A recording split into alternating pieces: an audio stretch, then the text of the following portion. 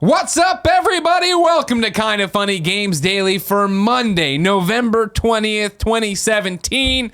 I'm one of your hosts, Greg Miller, alongside the pure one at Tim Gettys. Let Tim host. I'm feeling good today, Greg. Woo-wee! Feeling like a good day for video games. You're here in this burnt orange shirt. Yeah, from That's what Crayola taught me. Again, they didn't sponsor this. I'm just saying I used it, and now I use it. I got these cool pants too. Now I use it. I got these cool pants. Well, you know what I mean. They gave us the trial. I tried it. I was like, that's cool. And I kept using it. Here I am.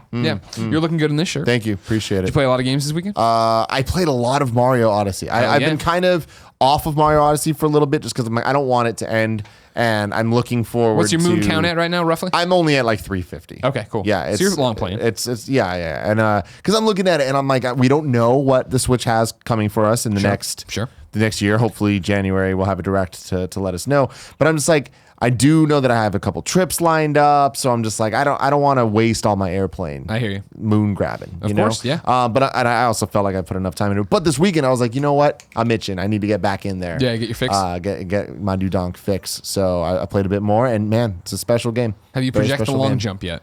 The dive, midair dive. We were talking about this the other day. So I'm a step towards it. Okay. I can't do the chain where I can't just go forever with it. Yeah. But I'm good enough to like. There's some challenges that require. Yeah, of course. That's what I was running into on my flight back from LA. That's where I'm at now. So, yeah, I love the game so much because I feel like every time I get to a moon that I'm like, this is giving me a little too much shit right now. I don't want to deal with it. I can just pop over and do something else and immediately get distracted by a million other things. Yeah. Not to go down this rabbit hole too much, but one last thing I want to say.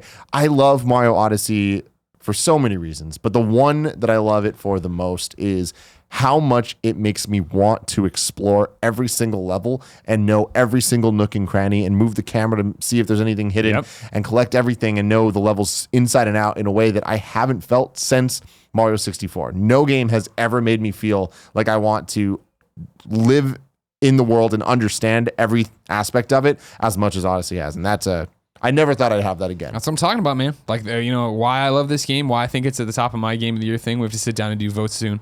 It's just the fact that, coming back from LA, going to Maryland, playing that game, like it is, like I love it when I run into a challenge that is super difficult and it's taking me the 30 tries and I can see it's like 45 minutes of just trying to get this goddamn moon and then get out of there. It's awesome. And another thing that I was concerned about as I was playing is like, when I played through the main game, it wasn't that challenging, but then the post game is very challenging. Yeah. I love it.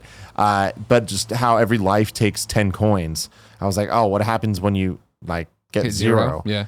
Nothing. You just keep. You hit zero. I have hit zero because then I've been spending a lot. Sure. I'm saving up for I want my bone suit. Yeah, I'm sure you do. 99999. Yeah. Dry bones. What up? No, but I've been buying a lot of shit left and right, and so when it did hit zero, it just kind of like then you just had 0 coins. Oh, nice. No game over screen. All right. If you didn't know, ladies and gentlemen, this is Kinda Funny Games Daily. Each and every weekday on a variety of platforms, we run you through the nerdy video game news you need to know about. That's the video game news siren right now. They're fucking stoked. They are stoked for this short week. Only 2 episodes this week, Monday and Tuesday. Then it's Thanksgiving break here in the United States. We will have to leave you until the following Monday. Remember, if you want to watch the show, you can catch it live on twitch.tv/kindafunnygames. If you want to be part of the show, you need to write into kindafunny.com/KFGD with your questions, comments, and concerns. If you want to be live and have a job like Capitalist Pig does, you can correct us at kindafunny.com/you're wrong. Go there. Tell us the facts we screwed up as we record the show so we can set the record straight for everybody listening later on youtube.com/kindafunnygames or podcast services around the globe. No matter where you get the show, thanks for supporting it. Please subscribe, like, share it with your friends. Have a good time. Maybe chip in over on patreon.com/kindafunny. Or patreon.com/kindafunnygames. Right now, on both those channels, there's exclusive content up. On Kinda Funny, you can get... No, that's not correct anymore, actually. Cooking with Greggy Leftovers is up on youtube.com/kindafunny. If you go over to patreon.com/kindafunnygames, you can get my Andy Serkis interview a full day now before it goes live for everybody tomorrow. Remember, it's time. Bring out your phones, your mobile devices, whatever, if you have a computer. Go on Google, search Trending Gamer Vote, then click on Andrea, then click on Submit Vote. Andrea Renee is nominated for Trending Gamer in this year's Game Awards, and we love her very much as a co-host of this and, of course, on What's Good Games. Please go vote for her. Let's try to win this for her. And then also, for the first time ever, I want to tell you, this show is brought to you by lisa.com/kindafunny. I'll tell you all about them later in the show. Don't worry about that. For now, let's begin the show with what is and forever will be the Roper Report. The Roper report. Jesus Christ, Kevin. Already on vacation? Time for some news. 4 items on the Roper report. Oh, we put a little I accent liked on that. that one. I actually really liked that one. You redeemed it entirely. Right, cool. But I love that Kevin was standing there and you said it and he was just like chilling out, but then he realized it was his job and he freaked out. Yeah. Cool Greg knows. 4 items on the Roper report. Most of them pretty straightforward, which I like. But we haven't had that in a while, right? As we settle down from Battlefront microtransaction gate. First off, let's give a shout out to CD Projekt Red, of course, makers of The Witcher, working on Cyberpunk. Over on Twitter, someone tweeted at them and said, CD Projekt are considering games as a service for Cyberpunk 2077 as part of their drive to make it more commercially significant. That was in quotes. CD Projekt Red then responded on Twitter, "Worry not. When thinking about CP 2077, think nothing less than The Witcher 3. Huge single-player, open-world, story-driven RPG. No hidden catch. You get what you pay for. No bullshit. Just honest gaming, like with the Wild Hunt. We leave greed to others." Get fucked, son. Throwing fucking shade out there. Like this is like unheard of. As far as I can remember. What, a publisher? A publisher's talking this type of shit about other publishers and developers. Yeah. Like, and it's awesome, too, because this talk shit gets shot. We often say, like, you should be nice to people and stuff. However, all this is saying is like, yo, single player games are dead. Fuck you. No, they're not. Yeah. We do it better than anyone else, and we're going to continue doing it better than anyone else. And get this shit out of here. Don't be starting bullshit rumors about us. This is shaded a movement. I don't even see it. I mean, clearly EA is the one who's in the target lately, but I mean, it's EA, it's Activision, it's every big publisher who put microtransactions in their games or, loot boxes in a bad way this year, which is what we've said. This year has been everything coming together, that this is the battlefield for what's going on and how you're going to handle microtransactions, loot crates. So yeah, I don't take it as like them taking shots at anyone in particular as much as this movement of like, no, fuck that. Don't put this games as service shit on us. We are a huge single player, open world, story driven RPG. No hidden catch. You get what you pay for. No bullshit. Just honest gaming. Like with Wild Hunt, we leave greed to others. And I think that's where the importance lies of this. It's less the fuck you, and I think it's more of the like, yo, we're fucking awesome. We're us, and we're us, and we're going to continue to be us. This makes me so much more excited for Cyberpunk than I already was just finding out what this game is. Witcher, absolutely not for me, both from a gameplay perspective and from a horse perspective. Like the fantasy stuff. Like I'm not drawn to that at all, right? Yeah. But in the last couple of years, like games like Horizon and Zelda, I'm like, you know what? I do like aspects of open world games. RPGs, so I'm not totally just gonna be like, nah, I'm not gonna play that. Cyberpunk definitely sounds like something up my alley. And hearing this, I'm like, fuck yeah, man. Well, this is how you do, and I don't want to put it in a negative sense because I know so many people are attached to this, including when we had Albert on, right? This is how you do marketing and PR correctly. In the way of the narrative for CD Projekt Red since The Witcher 3, when they really came out on a grand stage, has been, we make games for gamers. We are doing this for art. We are doing this for our community. We're not nickel and diming you. There's a thank you letter in the box when you buy Witcher 3. The DLC is free, or a lot of the DLC is free. Then the expansions that are as big, if not bigger than the original game, are giving you that many hours.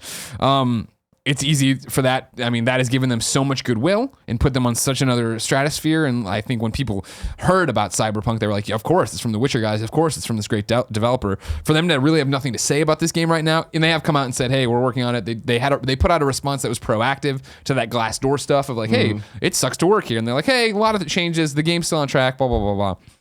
They continue to be the developer that offers no lip service, right? They're talking to you. They're telling you what's happening. They're going to say bullshit in their tweet, and they're going to be out there, not in an aggressive, hey, fuck everybody else way, but in a way of like, no, we have a vision. This is what it is, and we're going to stick by it. And I think when you don't have something to say about your game necessarily, that's a great way to come out and stomp those rumors into the ground before it gets any further. Now, on the other side of that conversation, let's jump over to talk about Battlefront II. Not about the actual transactions and stuff themselves, but about the fact that it didn't do great in the UK. This is via GamesIndustry.biz. Star Wars Star Wars Battlefront 2's Week 1 boxed sales in the UK were significantly lower than expected. UK retailers told GamesIndustry.biz last month that the new Star Wars game will sell more than Battlefield 1. However, first week sales are more than 50% down compared with last year's shooter. The boxed sales figures are also down 61% compared with 2015's Star Wars Battlefront. Article goes on to be talking a little bit about the fact of like, well, this of course doesn't count digital, but there's no way it's making up that number to that extent. Yeah. I mean, so the interesting thing there is you're right. It doesn't count digital. And that's as every year goes on, more and more of the pie is taken up by digital sales. But these numbers that they're talking about are retail specific. Yeah. So it's down physically compared to physical sales as well. So there is still a apples to apples in a way. Apples to apples thing here. Sure. Yeah. The one argument, if you wanted to, and not that I'm making it, but is the fact that I think digital grows every year. So it's a little bit different, but it is still very much the same. But I mean, still, like if UK retailers told them that this was going to happen, sure. Like, that is last month that they were saying that. Exactly. So hard to read the tea leaves, especially last month before all of this blew up in everybody's face. Jared the Bank Guard writes into kindafunny.com/KFGD and says, "Hey guys! Last Friday after the show, IGN put up a story that stated the reason EA pulled microtransactions might have been because of concerns from Bob Iger, Disney's CEO. This might not seem like much of a story, but it shows that the heads at Disney might be concerned with the state of Star Wars brand in the hands of EA. It's understandable. The two major games they've published, Battlefronts 1 and 2, both released with swirls of controversy. Additionally, Visceral's game sparked its own huge wave of huge controversy with its cancellation, and we've barely heard a peep about the state of Respawn's game. Well, they bought them, but sure. Disney could easily be concerned with both the lack of progress that EA has made, as well as the damage to the Star Wars brand, especially in the gaming space, that they've caused. So here are my two questions. Do you think it's at all possible that EA could lose their exclusive deal to publish Star Wars games? And if that's a bit too far, do you think Disney will continue their deal with EA after the 10 years are up? Thanks for everything you do, Jared." Very interesting. I saw this one starting to get kicked around after this IGN story of, the CEO of Disney being involved with it. Up until that really came up, I would have been like, no, of course not. But then putting that out there, you're like, oh man, yeah, I guess Disney is not stupid. Yeah. Disney, more than anybody, understands what they have with Star Wars and how to make it right. You see them destroying it in movies, right? Just crushing it. Everybody's happy with it. TV shows as well. Exactly. Yeah, with Rebels, right? It does get interesting to see. I don't, to my knowledge, the contract is not public, obviously, for this EA deal on what they have with Star Wars. I wonder what is in there and what are the ways Disney could get out of it. I mean, it's interesting. My gut tells me that there's no way they're going to cut it early. That at the very least, it would have to wait the 10 years. 10 years will go by in a fucking blink of an eye. When you think about it, they've already started. And there's been the 2 years before Battlefront 1 came out and then 2 years until Battlefront 2 came out as they keep going forward from there. I think that the games are like, there is a lot of controversy and Disney doesn't want to be involved with that, obviously. But at the same time, these games, despite the news story we just read, I guarantee Battlefront 2 is going to sell gangbusters. And there's going to be a lot of money made from the franchise to Disney to everybody involved.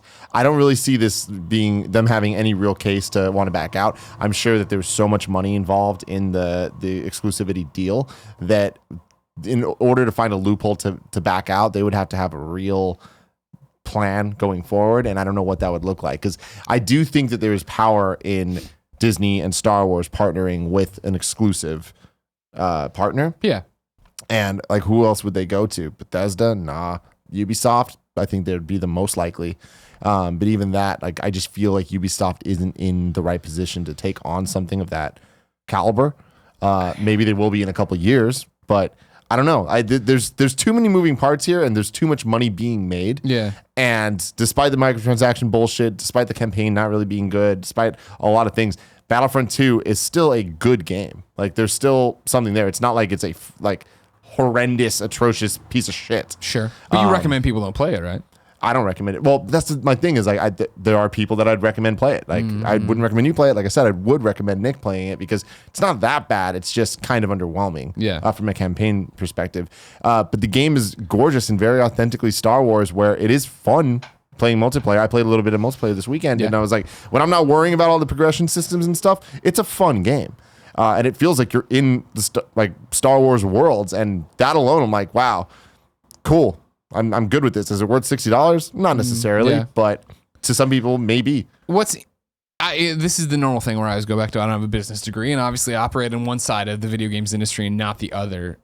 I know the contracts we sign when we partner with stuff or with people, right, have promises in them of what projections of what we'll hit on, whether it be views or subs or some weird thing, depending on what the deal is, right? I wonder what the deal in here and I've never written a 10-year exclusive agreement for a franchise or for an IP, I should say. I don't know what your milestones you need to be hitting are. And if it's sales of Battlefront, if it's Metacritic, if it's profits margins, if it's releasing a game. Because that is the thing of Visceral getting blinked out, of course, looks bad for Visceral, but it looks bad to EA, or it looks bad to the Star Wars people that, that EA has this exclusivity and they can't get it out. And to your thing of, I don't know what your plan would be, blah, blah, blah. I would think your plan would be to an extent, I guess that's what gets complicated with Star Wars. I think your plan would be of pulling out and then doing the Marvel thing. Of not partnering with one person, but okay, Bethesda, single player games, first person shooters, and you know how to tell a narrative there, whether it be Prey or Wolfenstein, and not first person shooter, but even within. Like, we're going to give you the Boba Fett game and you're going to tell a story there. And then we're going to go to so on and so forth. Crystal Dynamics, you make the third one. Capcom makes the fighting game. Yeah, exactly. But then I guess the problem would be trying to keep the lore straight. With it all being in-house EA, it's easy for Motive at the time to talk to Visceral, to talk to Respawn and make sure no one's on the same planet or doing the same thing, or that the characters all crisscross and do the right thing. I mean, that what you're saying is a dream scenario for me. Yeah. Because that sounds like it's going to get the best Star Wars games out there. I just think, with what you're talking about keeping everything straight, like with how modern Star Wars is working in terms of canon is very important. Of course. And a level of quality to that canon is required. And regardless of the campaign being underwhelming, things happen that mean something in the overall story, and the characters introduced, they all make sense, and nothing really contradicts everything else. And I think that is very key and important to them. Yeah. And when you see their comics like being in Marvel and everything's very compartmentalized of they handle this, and everyone talks to each other. Yeah. So I just don't see a future where they change that. But like I said, like Ubisoft would be the next best thing.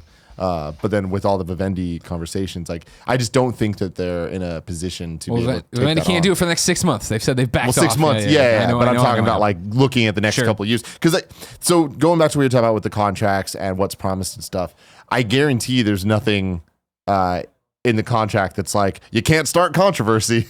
No, of course. Well, I mean, but there's got to be something of tarnishing, defamation, and things like that for sure. Yeah. But I don't think that what just happened with the microtransaction stuff, or there not being enough content in Battlefront 1, I don't think that there's any wording you can have in a contract that would allow Disney to be like, For other reasons, definitely. Sure. I'm sure like the rumors of Bob Iger getting involved doesn't surprise me, but I feel like that's less of a contract thing and less of, you are fucking up the contract in this way or that way. I think it's more just like, hey, we at the end of the day do control this, and here's what we need to change.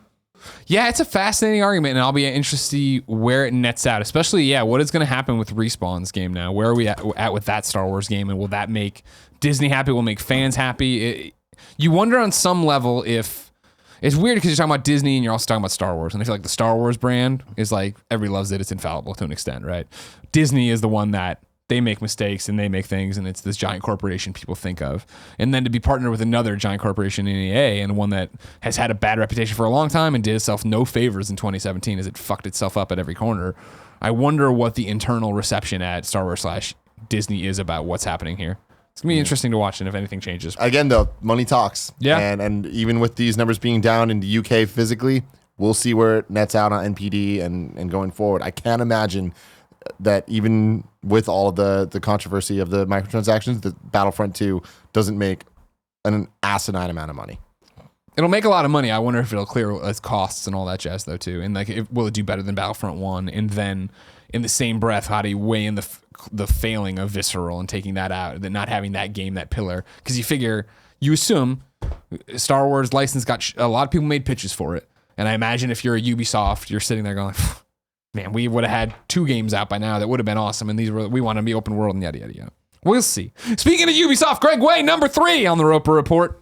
Mario plus Rabbids has had a DLC leak, apparently. This is via ResetEra, who screenshotted a thing off the eShop for the gold edition of Mario plus Rabbids. Talking about this, there's going to be an exclusive world featuring a new hero coming in early 2018, 8 new solo challenges and 5 co-op maps, and 16 new weapons. So if you've been hankering for some Mario plus Rabbids content, there you go. Have you been hankering for it? So this is interesting because I remember when Mario plus Rabbids first came out, I really loved it and enjoyed the hell out of it. And I was like, oh man, I love that we're going to get DLC coming down the line, and I'm going to want to pop back in. Hearing this, I'm like, you know what? I don't really need to pop back in. But I also feel like I'm in the Mario Odyssey like hype right now. Right. That early next year, maybe that will be true. I'm excited that the Switch seems to be setting a precedent of we're going to have this game, and then there will be the DLC coming out at the right times when I want to play it. Hopefully, I mean, they still haven't announced Mario Odyssey DLC. I'm expecting them to, and it would be great. But yeah, Champions Ballad supposedly still 2017. Yeah. December, right? That was where they got moved to on the eShop little newsletter.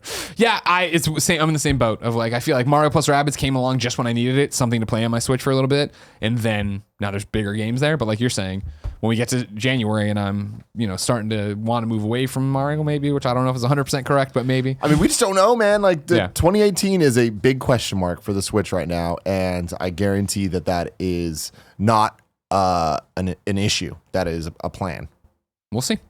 And then number 4, Minecraft has delayed its graphics and Switch crossplay update. This is via IGN. The Super Duper Graphics Pack and Switch crossplay for Minecraft has been delayed until 2018. The Super Duper Graphics Pack was announced in June. It's an optional piece of DLC that adds better lighting, textures, and more to the base Minecraft game. Sadly, during Minecon Earth, old habits die hard. Mojang announced that there's a lot of work to be done still on the pack, and its release has been pushed back from this year to an unspecified date in 2018. The company also revealed that cross-platform multiplayer for the Switch version of the game has also been delayed until 2018. Make it right, make it work. Good enough for me. Tim. Yeah. I can't wait to one day play Switch Minecraft and play it on the Xbox One Minecraft and have my cousin hit up his iPad and play it there, and then another guy with HoloLens, and then somebody doing it on a little pedometer. But that seems to be quite a ways off. If I wanted to know what came to the Mom and Grop digital shops today, where would I go? The official list of upcoming software released across each and every platform as listed by Kind of Funny Games Daily show host each and every weekday. Yeah. Almost. You missed a the. That's it, though. Out today. First off, I put a note in here. Remember that the Uncharted PSN theme bundle is up for free right now on PSN. Go get that. Looking pretty cool. Yeah, they got the Uncharted. They got the Uncharted 10th anniversary. Then they got themes for Uncharted 1, Uncharted 2, Uncharted 4. Battle Chef Brigade is on Switch. Lumo is on Switch, and that's it. New dates for you though. Fuck yeah, motherfucker! Animal Crossing Pocket Camp is out fucking Wednesday, November 22nd, worldwide. Mr. Worldwide Tom Nook. Worldwide Tom Nook. I can't fucking wait.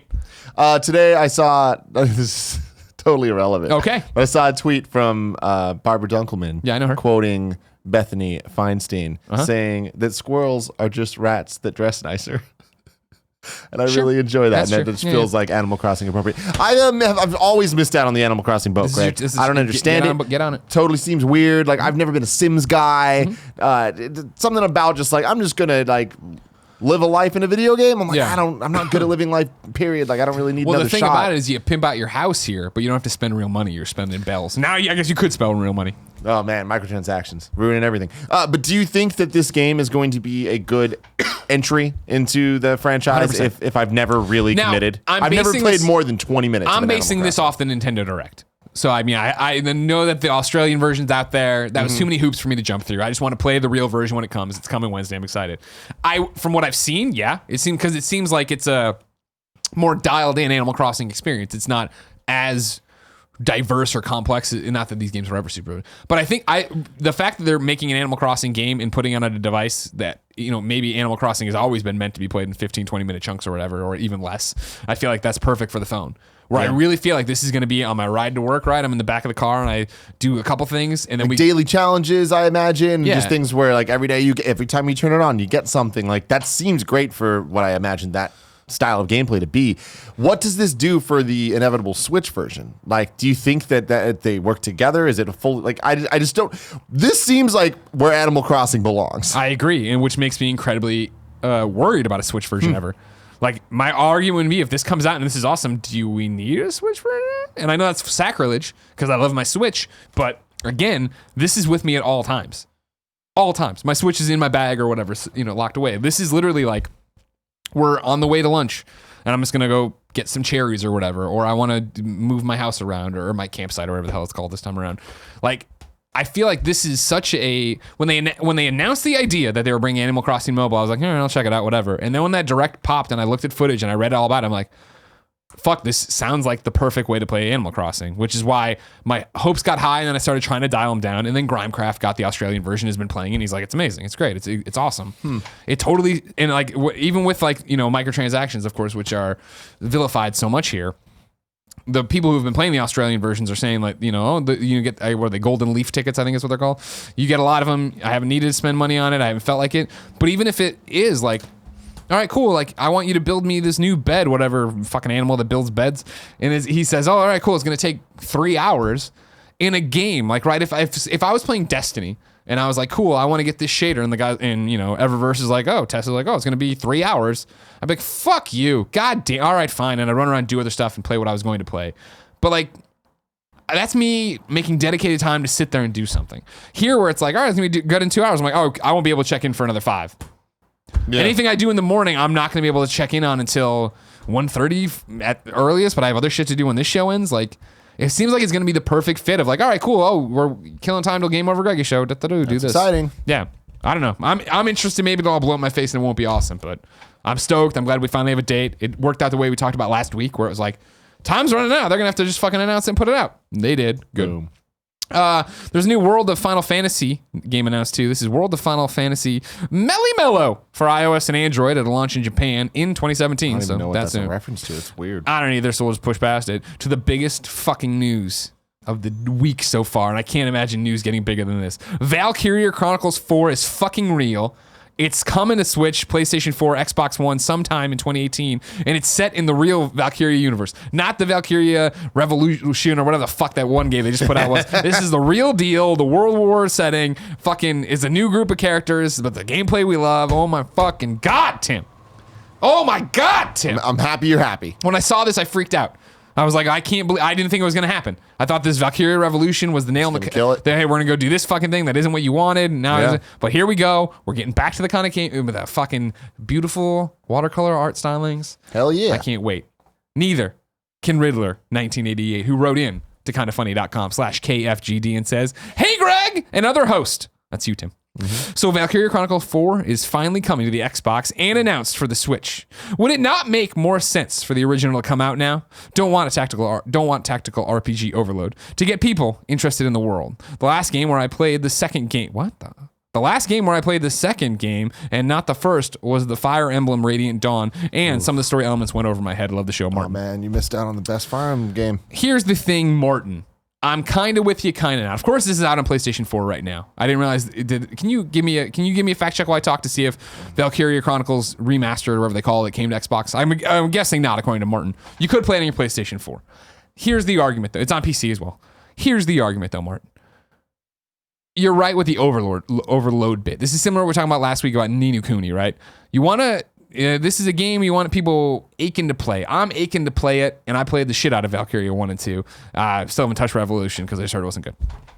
You want people aching for this. So I say no, don't. Especially considering the fact that they're driving home already in their press materials is that new group of characters, I believe, is in a new part of the world, too. So you don't need to know all about Alicia and all them. You don't need to worry about what's happening with Weston. It's been a while. It has been on Xbox. Kindafunny.com/you're wrong. Weston? Welkin. You don't have to tell me about Welkin and Alicia over there. They're people and they're awesome and we love them, but you just get into the gameplay. That's where this game sings, all right? The fucking tactical gameplay is what you need to worry about. It's going to be awesome. What'd you find for me? Were you asking if Valkyria Revolution was on Xbox One? I was asking if Valkyria Chronicles Remastered was on Xbox One. Because he's saying he's coming. It's the first time. It's finally coming to Xbox. Would it and for the Switch? Would it make more sense for the original to come out now? I say no, stay away from it. Let this one shine. Let people remember how much I've talked about Valkyria Chronicles, how great Valkyria Chronicles 2 was in the PSP, criminally underplayed by you people. It does not look like it was on Xbox. All right, good. Just making sure. Just don't worry about it. If you're that hard up for it, play it on PC. You're okay, but I don't think you should again, like we're talking about with Ni no Kuni. It's a little flame right now. You need to let it grow. You don't want to go in there and start blowing on it, blow it out, and then nobody cares about Valkyria Chronicles. Everyone, if this game's good, fucking buy this game, so we keep getting them. Again, number 2 was great, but you didn't play it on PSP. We didn't get the fucking third one imported. Don't do this to me again, all right? After 3 games, you killed Patapon. Don't kill this one. Also, then in new dates, Ubisoft has announced that Rainbow Six Siege will receive a 3rd year of DLC and additional support. Over the course of 2018, 8 new operators, 2 new maps, and 1 existing map makeover will be added to the shooter. That came from IGN, by the way. Just a little thing. I just stole their text. Oh, of course. You know what I mean? Yeah. Deals of the day. Let's deal them up. Comes from Emmett Watkins Jr., who wrote in to kindafunny.com/KFGD and says, I have deals of the day info to share. So with Black Friday, and he puts and Brown Thursday nowadays, and he was like this. One of those Brown faces. Thursday because it's not quite Black Friday. Okay. But it's starting early. So you're saying because it's Deals bleeding start over. on Thursday. That's what he's saying. I'm just making sure it wasn't some race thing I was shit. missing. It's No, it's not. Okay, No cool. race shit there. Coming, I just want to shed light on a few of the bigger deals this year. Now, there's a lot of great sales, and he means no way. I'll even get close to listing them all. So I recommend everyone follow @Wario64 on Twitter. Great fucking idea. Or check the community spreadsheets that are on Cheap Ass Gamers Black Friday Master Thread. While there are dozens and dozens of games on sale, I'll just focus on hardware and accessories in this post. The PS4 1TB model is $199 at GameStop, Best Buy, and Amazon right now, and other retailers come Thursday. PS4 Pro will be $350 at GameStop as well on Thursday. Xbox One S 500GB model will be $189 at pretty much every retailer come Thursday. Xbox Live will be $50 at Target. PS Plus will be $40 at GameStop, Amazon, and Best Buy right now, and will also be $50 at Target come Black Friday. Every PlayStation VR bundle is $100 off at Best Buy, Amazon, and GameStop right now. This makes it $200 at its cheapest. insane. That's fucking crazy. PS4 controllers will be about $40 at most retailers and are currently that price at Best Buy and GameStop. Xbox One controllers will start at $40 at Best Buy. There's plenty more, but that should cover the basics. Have a swell great. day, y'all. You too, Emmett Watkins Jr. Get your game on. Emmett Watkins Jr. His own little segment to come in there. But yeah, Wario64 is a great follow as you go into this. And then Absolutely, man. Stay on Kills Cheap it. Ass Gamers. So much great news I find out from that dude. So much just deals coming up from that dude. He's funny. Love him. We love you, Wario64. Keep it up. For now, let's check in with the readers. But first, I'll tell you that Reader Mail is brought to you by Lisa.com/kindafunny. Listen, I'm not even looking at the thing because I wrote this myself. You know what sucks? Buying a mattress. How do I know? Because Jen and I went to look at buying a mattress in a retail showroom, and it sucked. That was dumb. So, what I do? I haven't bought a mattress in forever, and so this guy, there were none of these .com mattress people. There was no Lisa.com/kindafunny when I was over. So I went over there, and the guy talked to me, and then I didn't like, and I laid on a bunch of mattresses, and I felt gross just laying on mattresses. You're a gross man, I guess. That's why I ended up buying it off the internet, like you should too. Joey did. Joey bought it got off. Lisa. Joey got a Lisa one too. We carried it up the stairs for her and down to her car at one point, I believe. I didn't. You know, Kevin and Cool Greg did. Luckily, We didn't do we it. have people to do But that. they liked it. The Lisa mattress is 100% American made and delivered compressed in a box to your door. It is thoughtfully crafted with high quality materials to create what Lisa calls their universal adaptive feel. Its 3 foam layers provide support, pressure relief, and cooling that adapts to all body shapes, sizes, and sleeping styles. No, you don't have to talk to anybody. You get it. You try it for 100 nights. If you don't like it, they'll come get it, or you send it back to them. They'll give you a refund. You get all your money back. As with anything in life, luxury does not come cheap, yet it's something we all desire, especially when it comes to a good night's sleep. The Lisa mattress compares with brands that cost thousands more, but because they don't believe in all those unnecessary extras, Lisa's prices start at just $525. For an extra $100 off, go to www.lisa.com/kindafunny and enter the promo code kindafunny, all one word. That's LEESA.com/kindafunny, promo code kindafunny. Get your sleep on. Get your sleep on. You know who could probably use one? Anybody in your life that needs a holiday gift. This is a good holiday gift. Mom needs one. Dad needs one. A mattress? Yeah, send them a mattress. It's out of the blue. They wouldn't expect it. Yeah, you should probably check with them first. Well, I mean, what? You got to figure out what size Here's the bed they thing. have. Well, okay. If they want another mattress. I'm sure someone listening right now has a mom and dad that have been bitching about their mattress for a while. It's true. Let's do this. Be a good son or daughter. Send it over there. You're right. Or here's what you do. A bunch of you use the code on different computers, make a backyard wrestling ring. Just there's a free idea. I like for you. that. It There's sounds a free soft idea and for you. bouncy. It does. Well, with adaptive sleep styles, you'll be stunning people left and right. Nobody okay. Back to the questions in the show. Javier writes in, of course. Longtime fan of KFGD. He says, hey guys, last year's eye-grabbing news was the problem with No Man's Sky. This year, it was the closing of several studios as well as microtransactions and loot boxes. What do you think developers, publishers, and even the general public of gamers can learn from this moving forward into 2018 so we don't make the same mistakes? Greetings from Florida. P.S. Eric Castro's Game Over Greggy show was fantastic. That's up on youtube.com/kindoffunny. You should give it a listen. Podcast services around the globe too. What you think the cautionary tale of the loot crate and the microtransaction is everybody going to pay attention going forward? I mean, whether it's online passes or season passes or this or that, microtransactions, it's always going to be something. Yeah. So have they learned going forward? Yeah, they learned this lesson, but there'll always be another lesson. I think the answer is moving forward, what we can learn and how can we not make the same mistakes is transparency. And we've been seeing a lot of people be more transparent. Yep. And I think things like CD Projekt Red getting ahead of the messaging of not letting it turn in. The worst thing that's going to happen to them is that fan tweeted saying, "Oh, I heard you're gonna, do games as service." Someone writes a headline, they're doing games as service, and then eventually when they come out, it's like, "Oh, they pivot and after backlash they changed." You don't want that to be the message. You want the message to be, "Hey, here's what we're doing. Here's how we're doing it. Here's the status of it." Even EA coming forward and being like, "Yo, we fucked up, and here's where it's at." And I know that is a forced transparency. Well, no, you're right on the money. It's transparency all around. And it's what we discovered when we left to do Kind of Funny, right? Is the fact that if we talk to our audience like we're human beings, as every company is run by, they treat you like human beings and celebrate your authenticity and your transparency. It's why we celebrate CD Projekt Red, but it's also the same reason you demonize EA. Is because imagine if the messaging here wasn't that Battlefront 2 is an EA game, it is a DICE game. What if DICE had been communicating clearly, straightforward from the get-go? They had a point person that you knew of, and I know there's people give out interviews at DICE, and there's the studio head to put out a statement, but I mean like similar to Destiny, like, Deej is the guy, right? And you might say, oh, it's too big of even Ubisoft, you know that Yves Guillemot is the guy, and he's out there. We'll stop making Assassin's Creed when you stop buying them. Oh, you stop buying them. Don't let us get taken over. Like, there's a person there. There's something to go through. There's somebody to talk to. Whereas if DICE, I would have said, should have owned this from the beginning of like, here is the spokesperson you're going to see all the time. Here's your Major Nelson. Here's your whoever. Here's your Shuhei Yoshida.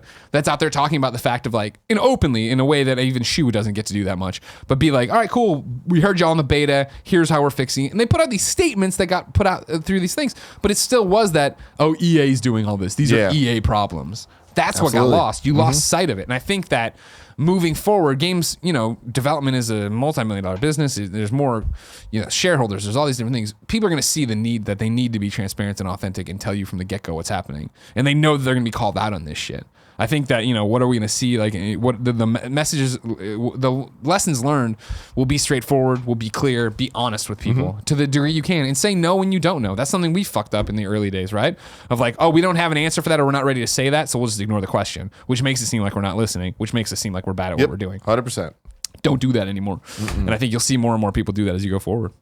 Shane writes into kindoffunny.com/KFGD and says, Greg and Tim, how was what I hope was the most epic weekend of gaming? I got a lot of gaming in too. I collected my 999th Moon in Mario Odyssey and then decided to download a game from the Xbox Live Black Friday sale. This game was Wolfenstein II, The New Colossus. Everyone had such good things to say about this game, so I thought I would try it even though shooters aren't really my thing, and I never played a Wolfenstein in my life. Man, is this game good. It had a great narrative, mechanics, graphics, weapons, and voice acting. This begs the question, why is this game not nominated for Game of the Year for the Game Awards? My personal top 5 for Game of the Year are the same as the nominees with the exception of PUBG. I'm waiting to play it on Xbox. After playing Wolfenstein 2, I definitely think it is one of the best games of the year. Andrea always says a game should check all the boxes in the other categories, and Wolfenstein 2 does, and is nominated for many of them. So why was it excluded? Did it get drowned out by the Mario noise? Did keeping on that date do it a disservice? Was it lackluster sales? Please tell me what you guys think. Thanks for being awesome, and happy Thanksgiving, Shane. Happy Thanksgiving, Shane. Tim, why are we not seeing more love? I mean, I think this just comes down to the fact that 2017 has been one of the best years in video game history. And at the end of the day, when it comes down to these nominations, like there can only be so many games up for Game of the Year. As a reminder, Game of the Year, nominees for Game of the Year at the Game Awards are Horizon Zero Dawn, Persona 5, PUBG, Super Mario Odyssey, Zelda Breath of the Wild. Those games that aren't there, like Nier Automata and other things that a lot of people on the internet are clamoring should be there, Sure. and this and that. I think Wolfenstein is another one of those games that it's just that not quite. Like there's not enough people talking about it, not enough people putting it up in that conversation for it to be there, and then you see it here. The Game Awards was voted on by a bunch of different groups. Like they're not arbitrary decisions. Yeah. Like people voted, and this is how the votes laid out. And I just think that we're very lucky that all those games are fantastic. Yeah. And there's even games that didn't make the final cut that are so high quality and so great.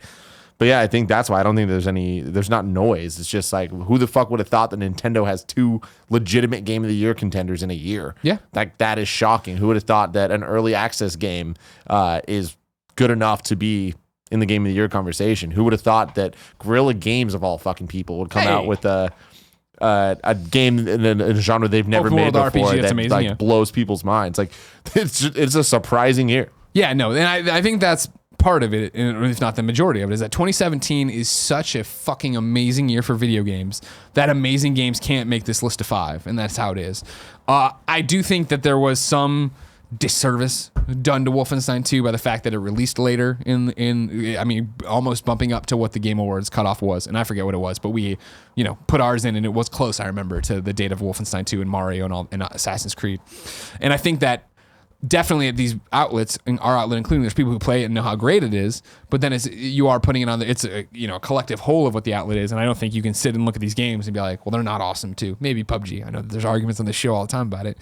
I think that There's people that are wrong. It's cool. Hey, I'm with you. I think it should be nominated. I think it just plays into that, and I do think that if you were to get down to brass tacks about it, every puts Game of the Year in a different, how are we going to vote for it? What are we gonna do? For me, it's about enjoying the experience, having a great experience with great games like that. Love Wolfenstein 2. Need to get back to Wolfenstein 2. But the big takeaway for me, right, is like, oh man, this game's fucking hard. And it does not do you any favors. And I've heard that echoed from people here with Andy saying it, and then outside of this, talking on the Bombcast about it. Like, it's not like we're just being babies here and we need to get good. It is like, oh fuck, this game's tough, right?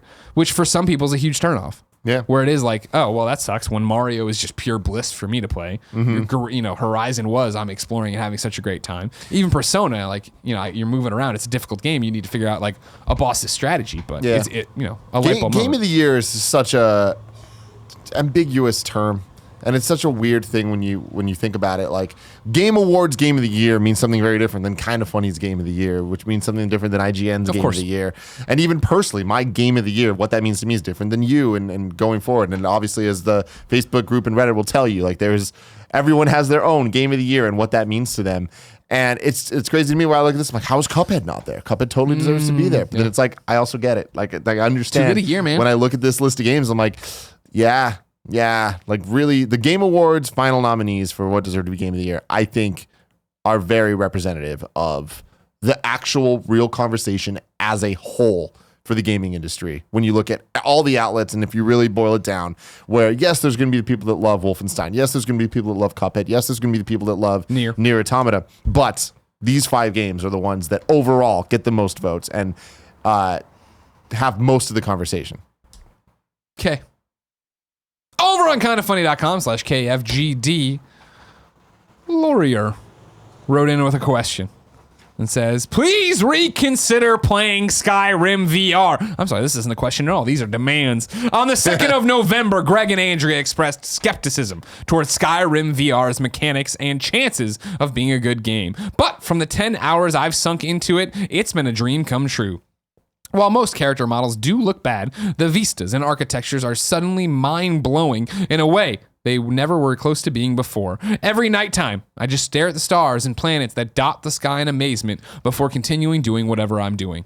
I feel like more people should be playing this because it could be the killer app. Sorry for the rambling, love the show, yada, yada, yada, yada. No. Thank you, Laurier, for writing in like that. Like I said, and I think Andrea said too, like I played my demo at E3 and it was like, oof.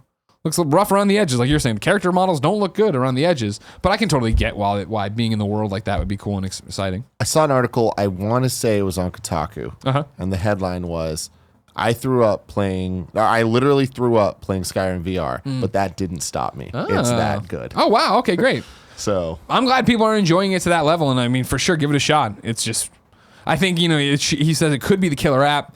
Maybe it is, but at this point, right, like, Skyrim being on any platform has just become a meme. Yeah. It's like, you know what I mean? Like, I put out a toaster, it'll be on there. And that's fine, and that's great, but it's more Skyrim, which is great, but I put in a whole bunch of hours on Skyrim. Even now that I have Skyrim on Switch, I downloaded it, I was like, great, and I'm like, I don't know, I'm starting this up again, going through and doing all this stuff. Yeah. Skyrim. But Skyrim. Everybody try it out. Do your thing. A concerned citizen wrote into kindoffunny.com/KFGD and says, hello, I hope this finds you well. It does. My question is, will games as services types be lost to history?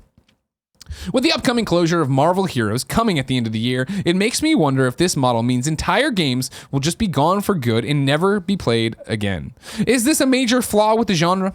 If rights expire and games like Marvel Ultimate Alliance are pulled from online marketplaces, I can still track them down physically and put them and play them, but that won't be possible for things like Marvel Heroes. Likewise, in 5 years, I could see myself playing through games like Wolfenstein's, but I can't imagine I'll have the same experience I did the first time around with a game like Destiny 2 if I go back for the same duration of time. Also, single player and some multiplayer games are constantly getting re-releases. I could buy and play Star Wars Knights of the Old Republic on my Xbox One right now, but I'll never get to play Star Wars Galaxies. Would love to hear your thoughts. Thanks. Yeah. Yeah, 100%. The answer's yeah. Yeah, of course they're going to be lost to history, but I think that's just part of what video games are. One day, What WoW they can be. One day, WoW will be shut down too. But it's also that what you make a good call with Destiny too. Of if you could jump on and play Destiny 2 tonight, amazing. If the servers are on in 10 years, it's probably not going to be the same experience and be able to find guardians and people to team up with and play with. There's just games as service are a style of game that are now a genre alongside other genres in video games, and there's styles of video games where. You bring up the licensing of things like Marvel Ultimate Alliance and stuff like that. That's always been an issue as well. Like there's so many games lost to time for different reasons. These games are gonna be lost to time just because if there's not enough people playing and not enough people paying attention and playing the right way, there's no game there. Yeah. And so I do think that with Marvel Heroes going away and stuff like that, we're going to see a lot of those, and it's always going to be the moment in time where you play, and that moment might last longer for some games and be shorter for others. But yeah, eventually it will be lost to time, but those memories will always be there. And I think that's an interesting take on it too. In the same way that not in the same way. Not in the same way. If you wanted to go back and play the best of the NES or understand why people loved the original Legend of Zelda, it's easy to get your hands on the copy of the game, put it in, and play it, and see it for yourself. It's not as easy. And this is wishy-washy. Zelda was a bad pick, but stick with me. It's not as easy to find that historical document, to find some kind of explanation, documentation in the moment of when Zelda first was released of like, oh my God, we're all playing it and this is great. A game, one of the games is a service, right, that's going to go away.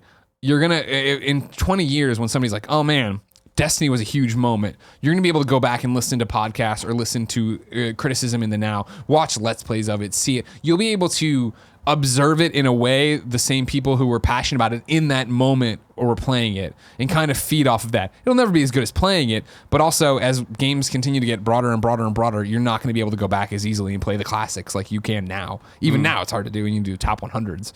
I think that for games like Marvel Heroes, let's take, it's going to be lost to history in the way that you can't sit down and play it anymore, but you're going to be able to go back and watch videos and understand it and read articles on Polygon and IGN about how it changed and evolved over the years. So it's not lost in history like no one will understand what that fucking game was. It's just lost in the history of you can't sit down and play it, which I think from the get-go, all these games are designed and understand that's going to be the case one day, which is sad. Like, I'm going to fucking probably cry so hard when DC Universe Online shuts down. I will definitely be there for the last moments flying around the Watchtower. Good Lord. But like, I'm also not compelled to go fucking put another 700 hours into DC Universe Online right now. Yeah. I just like the fact that it's always there. Time to squad up. This is where one of you writes into kindoffunny.com/KFGD. Give me your name, your username, your platform of choice, and why you need people to play with. I read it all here. The best friends come and find you. We have an amazing community, and everybody plays. Jared needs help on PlayStation 4. Ugh. His PSN name is Evolution Gaming. So put an extra E in front of Evolution, and then put gaming at the end and shove it all together. Hello, Greg, and esteemed co-host. I've had a PlayStation 4 for almost 2 years now, but have mainly played single-player games. While Destiny 2 is on sale, I want to pick it up after how much good both Greg and Andrea have talked about it. However, I'm worried, with having next to no online friends, that my experience will be hindered. I would love some best friends to help me navigate the Destiny world in online gaming. Thank you so much in advance, Evolution Gaming. Hit him up if you want to play some Destiny on PlayStation 4, just like I am. 2 trophies away from Platinum. Wow. Yeah. Oh, congratulations. Need to get the Nightfall Prestige, the Prestige Nightfall done, and then I got to do that fucking Trials of the Nine shit online. Fucking PvP. Just let me, I'm done. You know what I mean? Don't let me, whenever I digress, I'll be fine. Tim. Yes. It's time for You're Wrong. This is where people watching live on twitch.tv/kindoffunnygames write in to kindoffunny.com/you're wrong and tell us what we screwed up. So we set the record straight for everybody listening later on youtube.com/kindoffunnygames and podcast services around the globe. This is one of my favorite segments in any show that we do. Really? Yeah, because I feel like there's like a fun little interactivity Sure. level that I just like, because like That's fine. I talk out of my ass. Oh, yeah. So often. Don't we all? So then when people correct me, I'm like, oh, there you go. I like There's it some too. facts.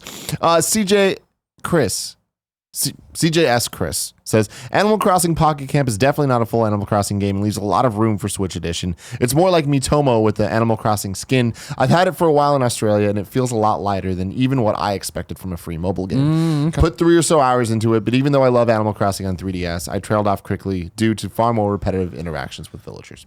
Interesting. So there you go. But I wonder what happens when they start updating and patching and doing different things and giving you new seasonal content and adding new villagers and new things. I don't know. I'm just saying I think it has the possibility based on what I saw and heard of that it could be awesome. Final thing, Capitalist Pig says, regarding the cutoff date for the Game Awards, games eligible for the Game Awards this year must be available for public consumption on or before November 17th, 2017. Wolfenstein II, The New Colossus, released October 27th.